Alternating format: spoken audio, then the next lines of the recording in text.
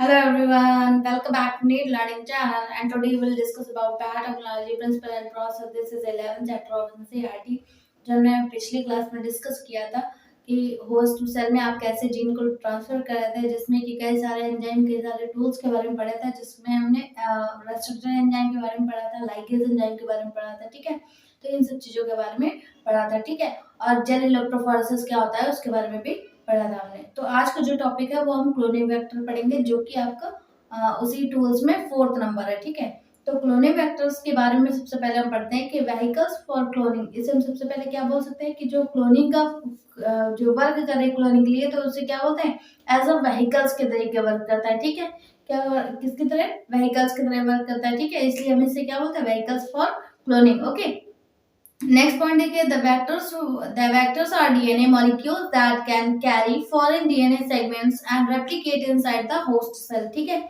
तो जैसे हमने फ्रेगमेंट्स को जब हमने डाला था होस्ट सेल में, ठीक है, होस्ट सेल में जब हमने उसमें डाला था, ठीक है, तो क्या कर रहा था? फॉरेन डीएनए जो होता है वो क्या करता है? रेप्लिकेट करता है। ठीक है, क्या करता है? रेप्लिकेट करता है। जब हम होस्ट सेल में डाल देते हैं तो क्या करता है? रेप्लिकेट करता है। ठीक है, फिर देखिए वेक्टर्स में भी, मतलब अभी हम वेक्टर्स की बात कर रहे हैं, क्लोनिंग वेक्टर्स की, तब हम जान लेते हैं कि वेक्टर्स क्या होते हैं। ठीक है, वेक्टर्स हम किन्हें बोल सकते हैं? तो वेक्टर्स जो है वो थ्री जो होते हैं वेक्टर्स होते हैं, जैसे कि आप प्लाज्मिड हो गया, सेकंड कौन सा हो गया? बैक्टीरियोफेज, और थर्ड कौन सा हो गया? ईस्ट। वाई ए सी मतलब ईस्ट आर्टिफिशियल क्रोमोसोम। ठीक है, तो ये थ्री चीज मतलब थ्री वेक्टर्स हो गए जिनका आप इस प्रोसेस में यूज कर सकते हैं। ठीक है, मोस्टली किसका यूज होता है? तो प्लाज्मिड और बैक्टीरियोफेजेस का। ठीक है, किसका यूज होता है मोस्टली? प्लाज्मिड और बैक्टीरियोफेजेस का। तो इन्हीं का यूज करके आप, मतलब इन्हीं को आप क्या बोलते हैं? वेक्टर्स। इन्हीं का मेनली यूज होता है। ठीक है, अगर आप किसी भी जीन को किसी भी होस्ट में ट्रांसफर कर रहे हैं तो वेक्टर्स को क्या लेंगे? मोस्टली प्लाज्मिड लेंगे या फिर बैक्टीरियोफेजेस लेंगे। ठीक है, तो जैसा इसमें दे रखा है कि इमेज में दे रखा है कि जो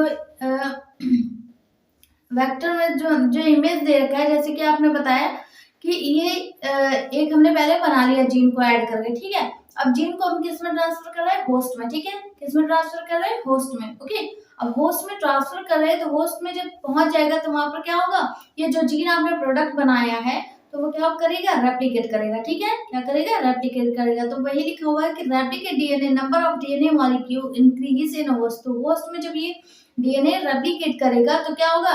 नंबर ऑफ क्या होंगे? इंक्रीज हो जाएगा। ठीक है, क्या होगा? नंबर ऑफ इंक्रीज हो जाएंगे, मतलब बहुत सारे जो जीन है वो बन जाएंगे एक ही होस्ट में। ठीक है, फिर देखिए next point, Bacteriophages having their high number of copy number with the bacterial cell, host cell। मतलब जब हमने क्या बताया, host cell क्या हो सकता है? होस्ट सेल हो सकता है या फिर बैक्टीरियल सेल हो सकता है। ठीक है, तो जिनमें आप ट्रांसफर करेंगे, ठीक है, इन वेक्टर्स को, तो जब ट्रांसफर कर देते हैं तो क्या कर देते हैं? वो मतलब सेम नंबर ऑफ, मतलब सेम स्ट्रक्चर का क्या बन जाएगा? बहुत सारे कॉपी नंबर उसी के बन जाएंगे जो आपने प्रोडक्ट होस्ट सेल में डाल रखा है। ठीक है, नेक्स्ट पॉइंट देखिए, vectors used at present are engineered in such way that they help easy linking foreign DNA and selection and of recombinant from non recombinant. तो जब आप किसी भी चीज को डाल देते हैं, ठीक है, होस्ट में, जब आप फॉरेन डीएनए को डाल देते हैं तो क्या करेगा? वो रेप्लिकेट करेगा।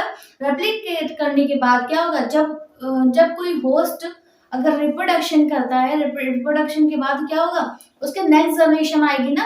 ठीक है, तो नेक्स्ट जनरेशन में वही जो आपने प्रोडक्ट, मतलब जो वेक्टर डीएनए रिकॉम्बिनेंट डीएनए डाला है, ठीक है, तो वो क्या चला जाएगा? उसके नेक्स्ट जनरेशन में भी चला जाएगा। ठीक है, किसमें चला जाएगा?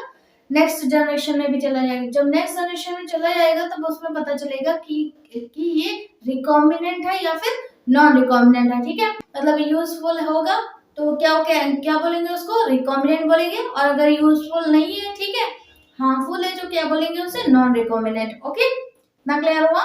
ठीक है, फिर देखिए प्लाज्मिड वेक्टर के बारे में देखते हैं। ठीक है, किसके बारे में? प्लाज्मिड वेक्टर के बारे में।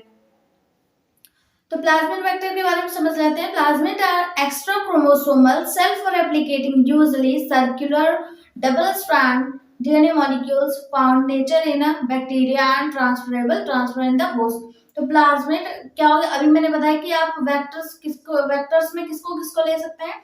प्लाज्मिड को ले सकते हैं, या फिर बैक्टीरियोफेज को, या फिर ईस्ट को, मतलब ईस्ट आर्टिफिशियल क्रोमोसोम को। ठीक है, तो हमने अभी हम प्लाज्मिड के बारे में पढ़ रहे हैं कि अगर हम प्लाज्मिड को वेक्टर के फॉर्म में यूज करें तो क्या होगा, ठीक है। तो प्लाज्मिड कैसा होता है, एक्स्ट्रा क्रोमोसोमल होता है और सेल्फ रेप्लिकेटिंग होता है, और क्या होता है, सर्कुलर होता है और डबल स्ट्रैंड होता है, ठीक है। मतलब उसमें जो डीएनए प्रेजेंट होता है, डीएनए मॉलिक्यूल्स, वो कैसा होता है, डबल स्ट्रैंड होते हैं, okay. Found in nature in bacteria में प्रेजेंट होता है, बैक्टीरियल सेल में प्लाज्मिड प्रेजेंट होता है, मैंने अभी स्ट्रक्चर में भी दिखाया था पिछले वीडियो में, ठीक है। And transferable, transfer in the host, मतलब इजीली ये जो होता है ट्रांसफर हो जाता है, ठीक है। इसका प्लाज्मिड, जो बैक्टीरियल का प्लाज्मिड होता है, वो इजीली ट्रांसफर हो जाता है, तो इसलिए इसे हम क्या बोल सकते हैं, ट्रांसफरेबल भी है, ठीक है। Mostly commonly use plasmid pBR, that means plasmid Bolivar Rodriguez, ठीक है, 322, ठीक है। आइडियल प्लाज्मिड वेक्टर, तो मोस्टली जो प्लाज्मिड का यूज करते हैं तो वो कौन सा होता है, पीबीआर 322, ठीक है। क्या होता है, पीबीआर 322, ठीक है। अगर हम पीबीआर का फुल फॉर्म जानेंगे तो प्लाज्मिड बॉलिवर रोड्रिगेज, ठीक है। तो पीबीआर 322 के बारे में देख लेते हैं। This is the first artificial cloning vectors constructed in 1927 by Bolivar and Rodriguez plasmid significance, ठीक है। तो अगर हम पीबीआर 322 जो हमारा प्लाज्मिड है, ठीक है, तो ये जो है वो कौन सा है, artificial cloning, first artificial cloning vector है, ठीक है। क्या है, फर्स्ट आर्टिफिशियल क्लोनिंग वेक्टर। अगर कोई पूछेगा तो आप क्या बताएंगे, पीबीआर 322, ठीक है। कब आया था, तो 1927 में किसने दिया था, बॉलिवर एंड रोड्रिगेज साइंटिस्ट ने, ठीक है। किसने दिया था, बॉलिवर एंड रोड्रिगेज साइंटिस्ट ने दिया था, इसका नाम पीबीआर 322, ठीक है। नेक्स्ट पॉइंट देखिए, it contains origin of replication which allows production of multiple copies पर सेल। तो जब ये किसी भी प्लाज्मिड में, मतलब किसी भी होस्ट सेल में जब पहुंच जाता है तो क्या कर देता है, मल्टीपल कॉपीज स्टार्ट कर देता है, ठीक है। मतलब जैसे डीएनए से आप न्यू डीएनए बना रहे हो, ठीक है, तो वो क्या होगा, एक ओराई स्टार्ट, एक पॉइंट ऐसे जिसे हम ओरिजिन ऑफ रेप्लिकेशन बोलते हैं, ठीक है। तो ओराई मतलब जो जिसे हम पॉइंट जहां से वो नेक्स्ट डीएनए स्टार्ट हो रहा है, तो उसे क्या बोलते हैं, ओराई, ठीक है। क्या बोलते हैं, ori, that means origin of replication, ठीक है। तो वहां से एक नया डीएनए स्टार्ट हो जाएगा, मतलब कई सारी उसकी कॉपीज बनना स्टार्ट हो जाएंगी, ठीक है। तो देखिए next one, PBR 322 also has two selectable marker antibiotic resistant gene. तो जो पीबीआर 322 है, इसके यूज, मतलब ये क्या है, इसमें टू सेलेक्टेबल मार्कर प्रेजेंट होते हैं, क्या प्रेजेंट होते हैं, टू सेलेक्टेबल मार्कर प्रेजेंट होते हैं, जिससे आप एंटीबायोटिक बना सकते हैं, ठीक है। क्या बना सकते हैं, antibiotic, okay, antibiotic resistant gene. तो इसमें मतलब जो पीबीआर 322 प्लाज्मिड है, इसमें एंटीबायोटिक रेजिस्टेंट जीन प्रेजेंट होता है। अब देखिए हम सेलेक्टेबल मार्कर की बात करते हैं कि जो टू सेलेक्टेबल मार्कर प्रेजेंट होते हैं पीबीआर 322 में, वो उसके नाम क्या है, ठीक है। तो पहला जो है उसका नाम है टेट्रासाइक्लिन, ठीक है, और सेकंड कौन सा है, एम्फिसिलिन, ठीक है। फर्स्ट कौन सा है, टेट्रासाइक्लिन, एंड सेकंड कौन सा है, एम्फिसिलिन, ठीक है। तो ये दो सेलेक्टेबल मार्कर हो गए जो कि चेक जीन गुड और नॉट, जो कि ये मतलब चेक करते हैं कि जीन जो आपने डाल रखा है किसी भी होस्ट में, वो उस होस्ट के लिए अच्छा है या नहीं है, ठीक है। तो ये हो गया, ठीक है, सेलेक्टेबल मार्कर का वर्क, ओके। नेक्स्ट पॉइंट है उसी में, selectable marker help in identifying and elimination non transformant and selectively promoting the growth of the transformants, ठीक है। तो जो सेलेक्टिव मार्कर होता है वो क्या होता है, उसका वो आइडेंटिफाइड करता है कि आपका जो जीन जो आपने होस्ट में डाल रखा है वो कैसा है, वो आप होस्ट के लिए अच्छा है या नहीं है, ठीक है। उसके बाद जो आपने होस्ट में डाल रखा है जीन, वो रिकॉम्बिनेंट है या नॉन रिकॉम्बिनेंट, दोनों का मतलब समझ में आ गया कि रिकॉम्बिनेंट का मतलब क्या होता है, वो होस्ट के लिए क्या है, बेनिफिशियल है, एंड अगर नॉन रिकॉम्बिनेंट है, ठीक है, तो वो क्या होगा, वो हार्मफुल है, ठीक है। फिर देखिए, normally the gene encoding resistance to antibiotics such as ampicillin, chloramphenicol, tetracycline or kanamycin etc they consider useful the selectable marker for E. coli, ठीक है। तो ई को मोस्टली क्या लेते हैं, जैसे हम ई कोलाई बैक्टीरिया को ले लिया, ठीक है, किसको ले लिया, ई कोलाई बैक्टीरिया में जो सेलेक्टेबल मार्कर प्रेजेंट होते हैं नॉर्मली, ठीक है, तो वो कौन कौन से होते हैं, मतलब जिनसे आप एंटीबायोटिक बनाते हैं, ठीक है। तो वो एंटीबायोटिक कौन कौन से होते हैं, एम्फिसिलिन हो गया, क्लोराम्फेनिकोल हो गया, ठीक है, और टेट्रासाइक्लिन और कैनामाइसिन, ठीक है। तो ये थ्री टाइप के जो हो गए, क्या हो गए, जीन इनकोडिंग रेजिस्टेंस है, ठीक है, जिनसे आप एंटीबायोटिक बनाते हैं, ठीक है। फिर देखिए, मोस्टली जो सेलेक्टेबल मार्कर यूज किया जाता है, तो कौन सा यूज किया जाता है, ई कोलाई बैक्टीरिया में, ठीक है। किससे मिलते हैं ये सारे एंटीबायोटिक, तो ई कोलाई में ये लिए जाते हैं, ठीक है।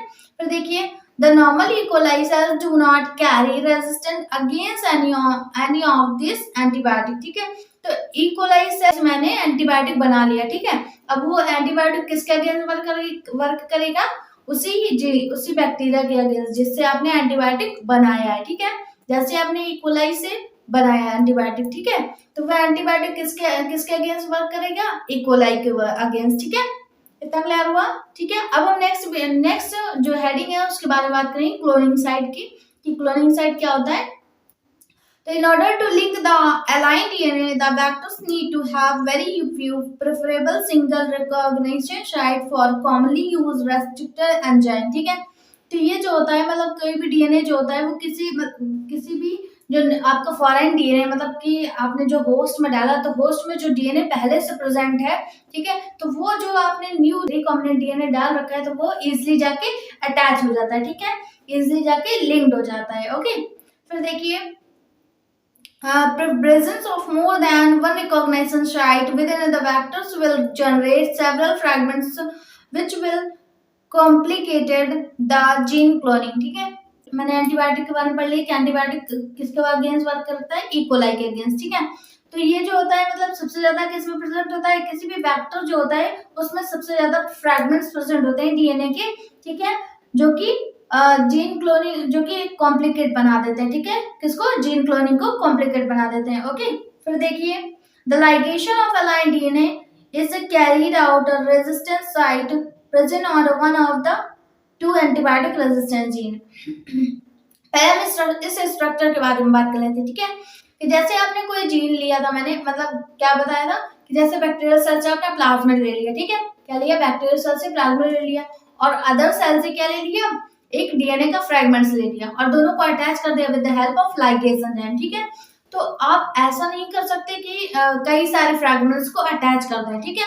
जैसे यहाँ पे स्ट्रक्चर लिखा हुआ है कि more number of gene not added, तो जैसे किसी भी प्लाज्मिड में आप बहुत सारे जीन को ऐड नहीं कर सकते, क्योंकि जो अगर मतलब जब आप अगर ऐड कर देंगे तो वो उसका इफेक्ट नहीं दिखाएगा, ठीक है, अदर जनरेशन पे उसका इफेक्ट नहीं दिखाएगा जिसके लिए आप बना रहे हैं, ठीक है। मतलब अगर आप उसके लिए अगेंस्ट एंटीबायोटिक बना रहे हैं, ठीक है, तो क्या होगा, वो इफेक्ट नहीं होगा क्योंकि उसमें बहुत सारे जीन लगे हुए हैं जो कि वर्क नहीं कर पाएंगे, ठीक है।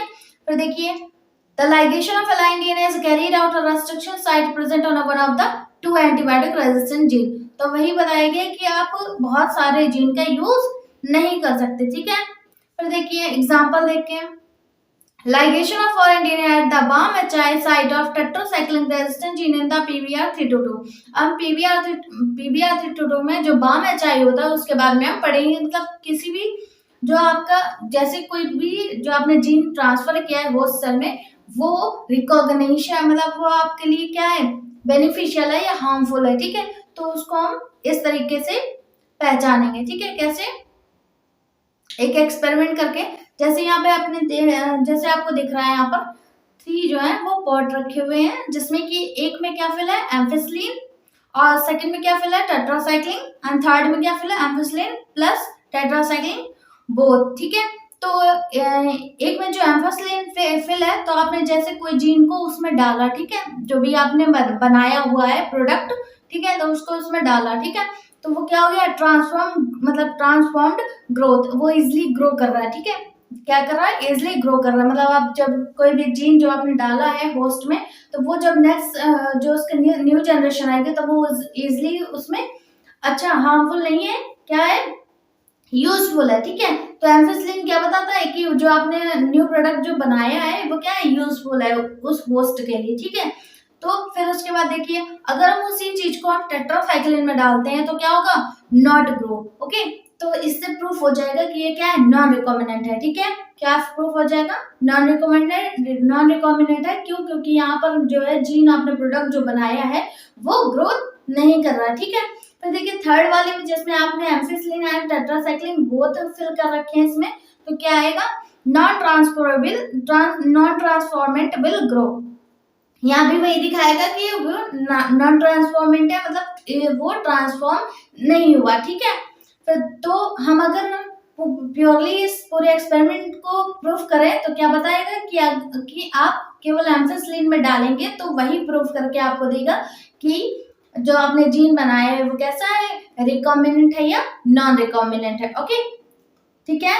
फिर देखिए next point, one antibiotic resistant gene help in selecting the transformant where areas the other antibiotic resistant gene get inactivated due to insertion of aligned DNA and help selecting the recombinant DNA। ठीक है, देखिए जब आप पहले अगर किसी भी gene को जो आपने होस्ट में डाल रखा है, ठीक है, अगर वो रिकॉम्बिनेंट हो गया, ठीक है, तो रिकॉम्बिनेंट अगर हो गया तो ठीक है, मतलब कोई भी प्रॉब्लम नहीं हुई। ओके, यूजफुल है, मतलब ये प्रूफ हो जाएगा कि वो जो आपने न्यू प्रोडक्ट जो बनाया है वो क्या है, यूजफुल है। ठीक है, लेकिन अगर वो नॉन रिकॉम्बिनेंट प्रूफ हो गया, ठीक है, मतलब कि हार्मफुल हो रहा है उस होस्ट के लिए, ठीक है, तो क्या करेंगे, उसे इनएक्टिव कर सकते हैं। ठीक है, आप इनएक्टिव कर देंगे तो फिर वो नेक्स्ट जनरेशन में नहीं जा पाएगा। ठीक है, तो क्या करेंगे, इनएक्टिव कर देंगे। ठीक है, तो वही लिखा हुआ कि insertion of align DNA and help selecting the recombinant, inactive कर सकते हैं, मतलब जो भी आपने ऐड किया है, इंसर्ट किया है, तो वो क्या कर देंगे, आप इनएक्टिव कर देंगे तो वो न्यू जनरेशन में नहीं जाएगा। ठीक है, now we are come on next topic, this is called is a colour reaction. ठीक है, तो अब हम बात करेंगे कलर रिएक्शन की कि कलर रिएक्शन क्या होता है। पहले हम बता दें कि कलर रिएक्शन क्या होता है। कि कलर रिएक्शन ऐसी प्रोसेस है जिससे आप पता कर सकते हैं कि रिकॉम्बिनेंट डीएनए है या फिर नॉन रिकॉम्बिनेंट डीएनए। ठीक है, तो due to inactivation of antibiotic selection of recombinant and become conversion process because it requires simultaneous plating two plates having different antibiotic। ठीक है, तो ये क्या होता है, एंटीबायोटिक मतलब कलर रिएक्शन जो होता है वो जब आप पहचान लेते हैं कि ये रिकॉम्बिनेंट है या नॉन रिकॉम्बिनेंट है तो आप उसे इनएक्टिव कर सकते हैं। ठीक है, तो ये चीज कौन बताता है, कलर रिएक्शन। ठीक है, तो इसकी हेल्प से आप मतलब कलर रिएक्शन की हेल्प से आप पता कर सकते हैं कि कोई भी जीन जो है वो रिकॉम्बिनेंट है या फिर नॉन रिकॉम्बिनेंट है। ठीक है, तो सबसे पहले हम क्या करते हैं, तो अगर हमने दो एंटीबायोटिक लिया हुआ है तो उसे क्या करते हैं, 2 प्लेट में ले लेते हैं। ठीक है, क्या करते हैं, 2 प्लेट्स में ले लेते हैं। ठीक है, फिर देखिए this alternative selective marker is developed to differentiate recombinants and non-recombinants on the basis of their ability to produce color in the presence of chromogenic substance। ठीक है, तो जो कलर रिएक्शन होता है वो किसकी हेल्प से होता है, तो एंटीबायोटिक जो होता है उसमें क्या प्रेजेंट होता है, कलर। ठीक है, क्या प्रेजेंट होता है, कलर, मतलब कि कुछ क्रोमोजेनिक सब्सटेंस प्रेजेंट होते हैं। ठीक है, जो कि कलर प्रोड्यूस करते हैं। ठीक है, तो क्या क्या प्रेजेंट होते हैं, क्रोमोजेनिक सब्सटेंस प्रेजेंट होते हैं।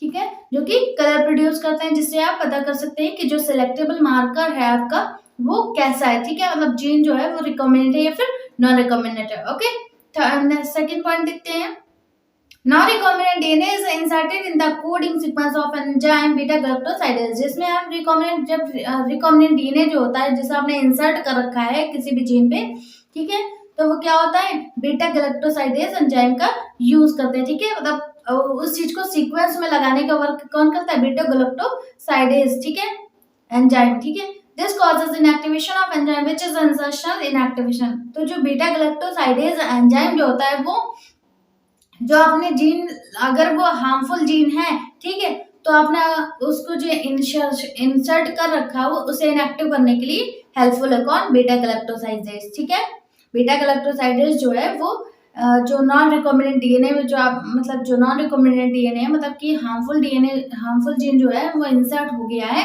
तो उसे इनएक्टिव करता है कौन, बीटा गैलेक्टोसाइडेज। ठीक है, फिर देखिए अब देखिए जो एक्सपेरिमेंट हम कलर रिएक्शन की कर रहे हैं उसके बारे में पढ़ते हैं कि ये कैसे प्रूफ होता है। ठीक है, तो सबसे पहले लिखा हुआ है, if plasmid in the bacterium does not have any insert the presence of a chromogenic substance give the blue color colonies that means they are non recombinant। ठीक है, तो अगर कोई भी चीज मतलब जैसे जो बैक्टीरियम है, मतलब जो प्लाज्मिड, बैक्टीरियम में जो प्लाज्मिड है उसमें जो जीन आपने मतलब जो न्यू प्रोडक्ट बना रखा है, ठीक है, तो उसे अगर उसने अगर मतलब जो क्रोमोजेनिक सब्सटेंस है अगर उसने ब्लू कलर प्रोड्यूस कर दिया, ठीक है, क्या प्रोड्यूस कर दिया, ब्लू कलर प्रोड्यूस कर दिया, तो इससे प्रूफ हो जाएगा कि ये जो जीन है वो कौन सा है, नॉन रिकॉम्बिनेंट है। ठीक है, क्या प्रूफ हो जाएगा कि जो जीन है वो नॉन रिकॉम्बिनेंट जीन है। ठीक है, फिर देखिए if this colonies do not produce any colour this colonies are marked as a recombinant gene.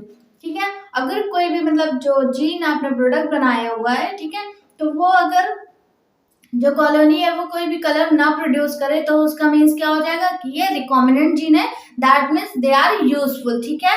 अगर नॉन रिकॉम्बिनेंट है तो they are harmful, and if अगर रिकॉम्बिनेंट जीन है तो दे आर यूजफुल, ठीक है। तो इससे आप प्रूफ कर देंगे कि कौन सा रिकॉम्बिनेंट है और कौन सा नॉन रिकॉम्बिनेंट है, ठीक है। कोई भी चीज अगर मतलब जो जीन है वो अगर कलर प्रूफ करे तो they are non recombinant, and अगर जो मतलब कलर प्रोड्यूस ना करे तो वो क्या है, रिकॉम्बिनेंट जीन है, ठीक है। तो ये हो गया कलर रिएक्शन। उसके बाद देखते हैं vectors for cloning gene in a plants and animal. जो हमने वेक्टर्स के बारे में अभी पढ़ा था, ठीक है। तो उसमें अब हम प्लांट्स में मतलब प्लांट में कैसे यूजफुल है और एनिमल्स में कैसे यूजफुल है उसके बारे में हम पढ़ेंगे, ठीक है। फिर देखिए, तो इसमें देखते हैं सबसे पहले, this is a mechanism to deliver transfer eukaryotic cells and force them do what the bacteria और वायरसेस वांट्स, ठीक है। तो जो मतलब जैसे कि हमने जो भी प्रोडक्ट बनाते हैं हम, मतलब किसी भी प्लांट या एनिमल्स में, मतलब केवल प्लांट्स और एनिमल में ही आप इसे ट्रांसफर कर सकते हैं। तो प्लांट्स और एनिमल क्या होते हैं, यूकैरियोट्स होते हैं, ठीक है। क्या होते हैं, यूकैरियोट्स होते हैं। तो वही बोल रहा है कि ये मैकेनिज्म जो है सिर्फ और सिर्फ यूकैरियोटिक सेल में होती है, जो कि प्लांट्स में मतलब यूकैरियोटिक सेल क्या होती है, प्लांट भी होती है और एनिमल भी होती है, ठीक है। तो वो हो गई, ठीक है। तो अब हम एग्रोबैक्टीरियम जितने की प्लांट के बारे में पढ़ते हैं कि प्लांट में कैसे यूजफुल है, ठीक है। फिर हम एनिमल्स में आएंगे, ठीक है। तो पहले प्लांट्स में पढ़ते हैं। तो जो एग्रोबैक्टीरियम टिम्निफेसेंस है, जो कि एक प्रोडक्ट का नाम है जिसे हम ट्रांसफर करते हैं, ठीक है। तो एग्रोबैक्टीरियम टिम्निफेसेंस एक बैक्टीरिया है। तो पहले उसमें पढ़ते हैं पहले pathogens of several dicots plant. तो जो ये एग्रोबैक्टीरियम टिम्निफेसेंस है वो सिर्फ और सिर्फ डाइकॉट प्लांट के लिए यूजफुल है, ठीक है। Is able to deliver a piece of DNA known as a TDNA. TDNA मतलब ट्रांसफर डीएनए, ओके। टीडीएनए मतलब transfer DNA to transfer normal plant cells into a tumor and direct these tumor cells to produce the chemical required by pathogens, ठीक है।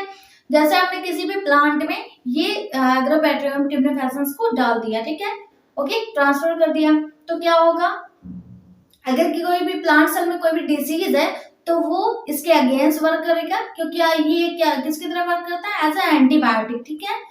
तो वो pathogen, जैसे कि आप कोई वायरस लग गया प्लांट में, तो वो क्या करेगा, उसके अगेंस्ट केमिकल सिक्रीट करेगा, जो एग्रोबैक्टीरियम टिम्निफेसेंस जो आपने प्लांट में डाल रखा है, ठीक है। तो वो उस डिसीज के अगेंस्ट केमिकल सिक्रीट करेगा जो कि उस पैथोजन को किल कर देगा, ठीक है। क्या करेगा, पैथोजन को किल कर देगा। ये वो वायरस भी हो सकता है, फंजाई भी हो सकता है, ठीक है, पैथोजन।